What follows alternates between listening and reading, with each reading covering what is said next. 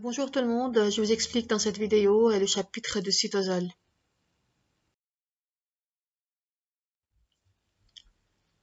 Donc pour commencer, le cytosol, aussi appelé hyaloplasme, c'est un gel colloïde visqueux qui occupe dans le cytoplasme l'espace situé entre les organites limités par une membrane. Donc ça veut dire que les organites qui se trouvent dans le cytoplasme baignent dans un gel qui s'appelle le cytosol. Et bien sûr, ce gel, il est délimité par la membrane plasmique. Il comprend donc une solution aqueuse 80 à 80% de pH 7,2 qui représente au moins 50% du volume cellulaire total. Un grand nombre d'ions et de molécules variées qui baignent dans ce gel visqueux. Par exemple, les acides aminés, les acides gras, le glycérol, les sucres simples, des enzymes, nucléotides, il y a des molécules intermédiaires, des macromolécules, etc. Donc, des molécules lipidiques, des glucides, etc. Donc, il y a plusieurs molécules, des molécules variées.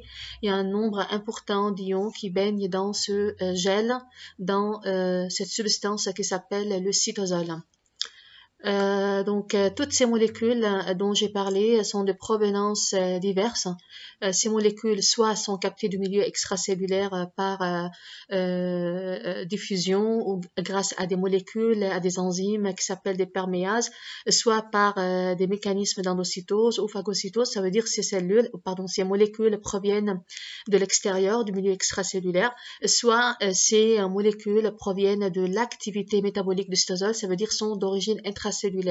Donc, je répète, le cytosol, c'est un gel colloïde visqueux dans lequel baignent tous les organites et donc il occupe le cytoplasme c'est délimité par la membrane cytoplasmique et il comprend donc la solution aqueuse, il comprend des ions et des molécules qui baignent aussi qui se trouvent dans ce gel et l'origine de ces molécules c'est soit origine extracellulaire, ça veut dire sont captées par des systèmes de transport, par exemple la diffusion, l'endocytose, phagocytose, soit alors sont d'origine intracellulaire et donc proviennent de l'activité métabolique du cytosol. Quand je dis activité métabolique, ça veut dire des réactions de synthèse et de dégradation qui sont réalisées en fait, qui se déroulent dans la cellule elle-même, donc dans le cytoplasme. Et donc ces métabolites, par exemple ces molécules,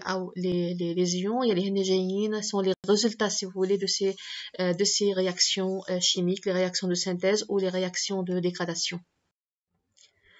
Donc le cytosol, comme on a dit, il comprend un grand nombre aussi de ribosomes libres.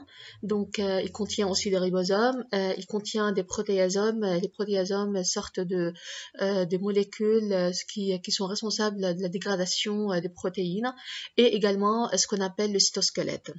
Voilà, je rappelle que les ribosomes sont pas toujours liés au réticulum endoplasmique, le réticulum endoplasmique rigoureux, mais ils peuvent aussi se retrouver à l'état libre.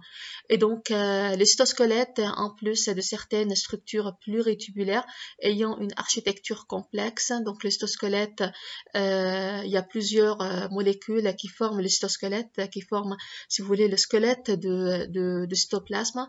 Par exemple, on peut les retrouver au niveau des centrioles, au niveau des corpuscules basodéciles. Donc, on verra tout à l'heure où se retrouvent, ou dans le chapitre suivant, où se retrouvent les éléments de cytosquelette et combien de types d'éléments constituent le cytosquelette. Donc la concentration des ions dans le cytoplasme, elle est souvent constante et donc c'est pour cela on a besoin de ce mécanisme de régulation qui est très précis pour assurer cette concentration. Donc la présence pour assurer que ces concentrations soient toujours constantes. Elle diffère de la concentration des divers ions du liquide extracellulaire ou interstitiel. Donc si vous comparez, bon, de toute façon vous n'avez pas à retenir la composition chimique des fluides extra et intracellulaires, et vous n'avez pas aussi à retenir les différentes concentrations dans les fluides extra et intracellulaires. Mais là, il faut faire attention. Donc déjà, si vous regardez, vous trouvez que le sodium, il est très important au niveau extracellulaire, et ça vous le savez, ça vous l'avez déjà vu au bac, dans le cours de biologie, le chapitre du système nerveux. Donc vous avez vu que le sodium, il est très concentré dans le milieu extracellulaire. Par exemple, le potassium, il est très concentré dans le milieu intracellulaire, et c'est la concentration de ces deux ions, c'est en rapport avec la transmission de potentiel d'action. Donc sont impliqués en fait ces deux ions dans la transmission du message nerveux. Par contre, le calcium, il est très important au niveau extracellulaire. On avait déjà vu que le calcium, une fois il pénètre à l'intérieur de neurones, il déclenche le mécanisme de l'exocytose des neurotransmetteurs. Et donc, toujours, le mouvement de ces ions se fait dans le sens de gradient de concentration. Donc, de concentration la plus forte vers la concentration la moins forte, la plus petite, pardon. Donc, le sodium, il est très fort au niveau extracellulaire, il est très important, sa concentration, elle est très grande au niveau extracellulaire. Le potassium, il est plus important dans le milieu intracellulaire, le calcium aussi milieu extracellulaire. Pour les autres, vous n'avez pas à voir, mais ces trois ions sont très importants. De toute façon, je ne vais pas vous poser des questions sur la composition chimique et la concentration de ces ions. Les protéines représentent 20% du poids de cytosol, et elles sont liées entre elles par des forces d'intensité variables. Donc, les protéines représentent 20% de la totalité de cytosol, de la totalité des molécules qui composent le cytosol. بشكل نسبة 20% sont liées entre elles par des forces d'intensité. كل ما كانوا هالليزون forte, كل ما كان الcytosol visqueux, ou كل ما كانوا هالليزون faible, كل ما كان الcytosol est plus fluide. Donc c'est ça, vous avez seulement à avoir ça à savoir dans cette diapo. Donc cette force, cette liaison qui est entre les protéines, qui influence l'état de cytosol, s'il est visqueux ou s'il est fluide. S'il est fluide, ça veut dire que vous avez une faible liaison entre ces protéines, et s'il est visqueux, ça veut dire que vous avez une forte liaison entre ces protéines qui représentent les 20% du poids du cytosol. Donc maintenant, le cytosquelette. Alors là, quand je parle de cytosquelette, ça veut dire je parle d'un réseau qui est complexe de filaments. Donc vous avez plusieurs types de filaments qui se trouvent, qui s'étendent dans le cytosol, et se trouve ça dans toutes les cellules eucaryotes. Donc faites attention, au niveau de toutes les cellules eucaryotes, vous retrouvez le cytosquelette. Donc ces filaments sont de nature protéique. Quand je parle de cytosquelette, ça veut dire je parle des molécules protéiques, mais qui sont sous forme fibrillaire, donc sous forme des filaments, d'accord, des protéines sous forme des filaments. Donc vous avez trois types. Vous avez les microfilaments d'actine. Donc regardez là, ce sont des filaments protéiques. Donc هيدا الforme représente les microfilaments d'actine. Vous avez les microtubules qui se trouvent sous cette forme là, et vous avez également les filaments intermédiaires. Donc filaments intermédiaires parce que c'est leur diamètre, il est intermédiaire entre les microtubules et les microfilaments. Les microfilaments possèdent le diamètre le plus petit, les microtubules possèdent le diamètre le plus grand, et les filaments intermédiaires, c'est comme le nom l'indique, un diamètre qui est intermédiaire entre les deux types de filaments, les microfilaments qui sont petits et les microtubules qui sont de diamètre plus important. Alors, ils sont responsables, ces éléments ou ces filaments protéiques qui constituent le cytosquelette sont responsables de la forme de la cellule. C'est à eux de donner la forme à la cellule, et également des mouvements, la migration, la contraction et tout ça. Donc, la présence qui influence la forme, de chaque la cellule, et également le mouvement, l'organisation dynamique et la structuration de la cellule. Donc, tout ça, ça implique la présence de ces éléments de cytosquelette. Également, sont responsables des organites, donc l'ancrage, l'architecture interne des organites, mobilité intracellulaire, division cellulaire. Donc, quand je dis en fait mobilité intracellulaire, ça veut dire ces organites se déplacent dans le cytosol, بيتحركوا وهالmouvement ou leur déplacement bien sûr c'est lié à la présence de ces cytosquelettes, de ces éléments de cytosquelette. يعني مثل كأنه هالفيلامون هن عبارة عن مثل الطرقات يلي بيمشوا عليها هالأورجانيت، لأن الأورجانيت هن منهم قاعدين بمطرحهم وهن stable ou fixe ما بيتحركوا bien sûr ils se déplacent. Quand je parle de la division cellulaire, ça veut dire أكيد بتعرفوا إنه vous aurez l'apparition de ces filaments les microtubules qui apparaissent au cours de la mitose et surtout pendant la phase de prophase وبيجي عندنا الفيزو chromatique fuseau chromatique اللي هو sur lequel se trouve ou se fixent les chromosomes ou les chromosomes bien sûr qui se déplacent vers les deux pôles de la cellule. فإذا هالchromosomes قاعدين على هيدا الفيزو وهو عم يخنون على les deux pôles يمين وشمال. Donc tous ces mouvements sont liés à la présence de ces éléments qui forment les éléments de cytosquelette. Et donc, par polymérisation et dépolymérisation, le cytosquelette est remanié pour renouveler ses composants pendant la vie cellulaire. Qu'est-ce que ça veut dire polymérisation et dépolymérisation? Polymérisation, le filament عم يطول معناتها الشين بروتييك عم تطول عم تعمل ليزون مع دوتر يعني بروتيين عم تركب يعني مثل كأنه عندي هالعقد هيدا عم حاول أعمل عقد عم بصنع عقد كبير عم حط فيه هالبروتيين عم شكشك فيه البروتيين ومجموعة بروتيين بتعطيني هالفيلامون يلي هو هالكوليه اللي أنا عم بصنعه. دونك هيدا هالميكانيزم هيدا أنا عم فبرك هيدا الكوليه هيدا اسمه بوليميريزاسيون. ديبوليميريزاسيون هالميكانيزم وقتها بفرطوا لهالكوليه وعم بفرط هالبيرل إذا بدي أقول encore les deux perles عم بفرط هالبيرل. دونك هالميكانيزم ça s'appelle dépolymérisation. دونك هالرونوفلمون للكومبوزون بيصير عن طريق البوليميريزاسيون والديبوليميريزاسيون. معناتها أنا الفيلامون بروتييك ما بقى تلازمت لي بهالمنطقة بعملها ديبوليميريزاسيون برجع بستعمل البيرل تبعولا لحتى أرجع أعمل كوليه جديد بمنطقة تانية. Donc là on parle de la polymérisation بس toujours je me sers des protéines يلي هن حصلت عليهم issus de la dépolymérisation des anciennes protéines. Donc, premier type de filaments, ce sont les filaments d'actine. Donc là, vous avez en fait l'actine G qui est une protéine qui comprend 375 acides aminés et dont le poids moléculaire est de 42 000 daltons ou 42 kilodaltons. Alors, pour former le filament d'actine, regardez, c'est un filament d'actine. Donc, le globule, donc là, on parle ici de l'actine G.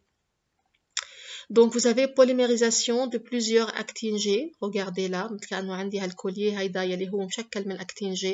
donc, vous avez en fait plusieurs actines G qui se polymérisent pour former ce filament, le filament d'actine. Et donc, مثل ما قلنا المونومير أو l'unité de structure تبعت هيدا الفيلامون d'actine هو اللي اسمه actine G qui est une protéine. هي نفسها هيدي البروتين اللي عم بحكي عنها qui est constituée, bien sûr, quand vous parlez d'une protéine, ça veut dire que vous parlez d'une chaîne d'acides aminés. Donc, cette protéine, elle comprend 375 acides aminés et dont le poids moléculaire est de 42 000 daltons. Je parle toujours de cette protéine G. Elle est de forme globulaire, regardez là, elle se forme d'une globule légèrement allongée. Alors, je ne sais pas allongé parce qu'il fait rien, c'est un peu allongé. Chez les mammifères, il en existe 3 classes. Donc, vous avez les actines alpha qui se trouvent dans les cellules musculaires. Vous avez des actines bêta et gamma qui se trouvent dans les cellules non musculaires. Donc, vous avez actine alpha dans les cellules musculaires, bêta et gamma les cellules musculaires. Voilà, donc, vous avez à retenir que les filaments d'actine, il y a des filaments qui forment le cytosquelette, sont formés à base de l'actine G. يعني مشكلين منها l'actine G, l'unité de structure تبعيتها المونومير الunité تبعيتها هي اسمها actine G وبدي احفظ انه هي شكلها globulaire. Donc regardez là, vous avez ce filament où quelle globule هيدي اسمها actine G. Donc l'actine G elle est retrouvée sous forme soluble. Donc بشوفها هيك sous forme soluble فردوية يعني بشوفها بقلب الcytoplasme des cellules. Dans sa forme tridimensionnelle, la molécule est formée de 2 lobes et d'une crevasse. Celle-ci contient un cation divalent Mg2+ ou Ca2+ et un site de liaison à l'ADP ou l'ATP. Bon, enfin l'actine G يعني ما كثير أنا بدي أعرف تفاصيلها إلا إنه هي موليكول أو بروتين عندها دو سيت، واحد بيعلق عليه المغنيسيوم والكالسيوم والتاني بيعلق عليه ال ADP أو ال ATP، لأنه نحن بحاجة لحتى نركبها لهيدي الشين، هالخيط هيدا هالحبل هالكولية لحتى أصنعه، أنا بحاجة لإنرجي، دونك مضطرة أنه أنا يكون في عندي سيت لل ADP عليها لحتى أقدر أعقد هالكولية وفابركه. داكور فوالا. Donc les monomères globulaires d'actine G هدول هن اللي عم نحكي عنهم، ces globules là s'associent spontanément بيعملوا association مع بعضهم pour former un polymère. Donc وقت بحكي filament, donc le filament c'est un polymère. Polymère ça veut dire plusieurs monomères. OK, l'unité de structure هي المونومير. polymère معناتها عندي plusieurs monomères عملوا association مع بعضهم وفبركوا لي صنعوا لي هالفيلامون هيدا الطويل. donc المونومير هو اساسه للبوليمير هو الاكتين جي، واتفقنا انها هي جلوبولير. داكور، بتعمل اسوسياسيون لحتى تفبرك لي تتشكل لي هالبوليمير هيدا يلي هو اسمه الفيلامون داكتين اف. دونك بس احكي عن فيلامون داكتين اف معناتها عم بحكي عن دو filaments عاملين هيك tour à بعضهم enroulés en hélice serrée. Donc le microscope électronique montre que l'actine G, que le filament d'actine a un diamètre compris entre 5 et 9 nanomètres. Il se présente en deux chaînes. Donc vous avez deux chaînes de molécules globulaires, à deux chaînes enroulées en hélice serrée. Le tour de pas d'hélice est de 35 nanomètres, le tour de pas. Voilà, et on y rencontre, ما حأطلب منكم تحفظوا لي هالtour de pas, بس c'est juste à savoir. Et on rencontre parfois, là vous avez 13,5 molécules qui forment ce tour d'hélice. Donc vous avez à retenir dans ce paragraphe de filament d'actine que le monomère des filaments d'actine c'est la protéine G qui est globulaire, d'accord, et là vous avez association ou polymérisation de plusieurs actines G pour former un filament اللي هو اسمه البوليمير. على شرط انه هذا البوليمير هو مؤلف من deux filaments ملفوفين على بعضهم sous forme enroulée en hélice, d'accord, وهاد deux chaînes هن بيشكلوا لي هالفيلامون اللي اسمه الاكتين F. donc actine F définition تبعته هي polymérisation للاكتين G. vous avez deux chaînes qui sont enroulées en hélice alpha. D'accord, deux chaînes de actine G enroulées en hélice alpha, excusez-moi, enroulées en hélice serrée forment ce qu'on appelle l'actine F. Et donc, quand je parle de la polymérisation, معناتها بدي يعني صنع, je vais construire هالفيلامون d'actine F. La première étape أول شيء بدي أعمل العقدة اللي هي النوكلياسيون، بعقد أنا الكولية وبعدين بصير يعني بشك هالبيرل اللي بقلبه. donc la première étape اسمها نوكلياسيون، وهالنوكلياسيون هي عبارة عن formation d'un noyau اللي هو العقدة مؤلف من 3 ل 4 مونومير. donc بعقده أول شيء بعمل هيك 3 ل 4 مونومير، 3 ل 4 actine G، وبعدين بسحب وبعمل polymérisation. donc à savoir que le côté اللي عم تطول منه الشين هي بتكون عندها الاكستريميتي بوزيتيف، والكوتي اللي كان فيه العقدة هي اسمها الاكستريميتي نيجاتيف. d'accord, donc en fait ممكن يصير في polymérisation بالدوز extrémités positif et négatif، بس دايما الpolymérisation elle est plus rapide du côté أو de l'extrémité positif. donc هالميكانيزم هيدا دو بوليميريزاسيون اسمه élongation، وهون بهالطريقه بنكون نحن عم بنفبرك هالفيلامون داكتين اللي هو مؤلف من دو chaînes enroulées en hélice. Donc, elle est suivie par une élongation, bien sûr, durant laquelle on a d'autres monomères qui s'ajoutent. Ensuite, à une ou bien aux deux extrémités du noyau, ce qui permet la formation de ce filament. Yani soit l'ajout bikoun à l'extrémité positive, soit à l'extrémité négative, parce à savoir, nous avons la polymérisation au niveau de l'extrémité positive, elle est plus importante qu'au niveau de l'extrémité négative. Donc, l'actine F est une structure qui est instable, qui est polarisée. Le filament, ce filament d'actine, en fait, il a deux extrémités, comme vous voyez là, extrémité positive et extrémité négative. Et la vitesse de polymérisation, elle est plus rapide, est 5 à 10 fois plus rapide à l'extrémité positive qu'à l'extrémité négative. Donc, dans les cellules musculaires, alors vous avez l'actine alpha, le bêta-gamma qui se trouve dans les cellules non musculaires. Donc, dans les cellules musculaires, l'actine avec d'autres protéines forme des structures bien organisées appelées myofibrilles. Donc, عندنا هالفيلامون يلي بلاقيهم أنا rencontrés dans les cellules musculaires des filaments dactyles اسمهم des myofibrilles. ودايما هالميوفيبريل يلي هن عبارة عن polymérisation des protéines G بيعملوا liaison بيعملوا association مع d'autres structures d'accord مع d'autres protéines ممكن يعملوا liaison مع d'autres protéines غير l'actine G اللي أنا عم بحكي عنها مثل مثلا donc vous avez plusieurs par exemple vous avez troponine etc منو مطلوب منكم تحفظوا اسمائهم بس بيهمني اعرف انه ممكن هالفيلامون داكتين اللي انا عم بحكي عنه يلي هو بروتوفيلامون اسمه بوليمير او بروتوفيلامون اف ممكن يعمل ليزون او اسوسياسيون مع دوتر بروتيين بصير البروتوفيلامون اللي حكيت عنه مع هالدوتر بروتيين بشكلوا لي سكون ابل لي ميوفيبريل يلي هن بيلعبوا دور كتير كبير sont impliqués dans la contraction de ces cellules et là je parle toujours des cellules musculaires. Par contre au niveau des cellules non musculaires alors l'actine représente 5% ou plus des protéines cellulaires totales et ne forme pas de myofibrilles. Donc بكون عم بحكي بس عن microfilaments d'actine لوحده ما بيكون associé مع d'autres protéines et donc du coup بيكون مش عم بحكي عن des myofibrilles. Myofibrilles معناتها des fibrilles يلي هن qui sont caractéristiques aux cellules musculaires معناتها ce sont des filaments associés avec d'autres protéines qui sont impliquées dans la contraction des cellules. Voilà, et donc les filaments d'actine toujours, donc je peux les retrouver, regarder au niveau des villosités. إذا بتتذكروا بدرس الفيلوزيتي قلت لكم إنه au niveau des villosités هون قلنا إنه il y a des filaments d'actine qui occupent le centre des villosités إذا بتتذكروا. Donc je peux le retrouver quand même sous forme des faisceaux contractiles, d'accord. Je peux le retrouver au niveau des philipodes. Regardez cette cellule qui bouge, d'accord, qui se déplace. فعم تعمل هالفيليبود هالبيي اللي عندها. Donc وقتها السيلول بتغير شكلها وعم تعمل هالبيي لتقدر pour pouvoir se déplacer. هالبيي هيدول هالبسودوبود اللي عم تعملهم أو هالفيليبود اللي عم تعملهم هن عبارة عن polymérisation لدي filaments d'actine بهذا الاتجاه وبالتالي dans l'extrémité positive يعني هون والاكستريميتي نيجاتيف فعم تطول هالفيلامون بهالاتجاه وكل ما طولت كل ما دفشت مع الممبران السيتوبلازميك فبتاخد هيدا الاسبي اللي مبين عندي.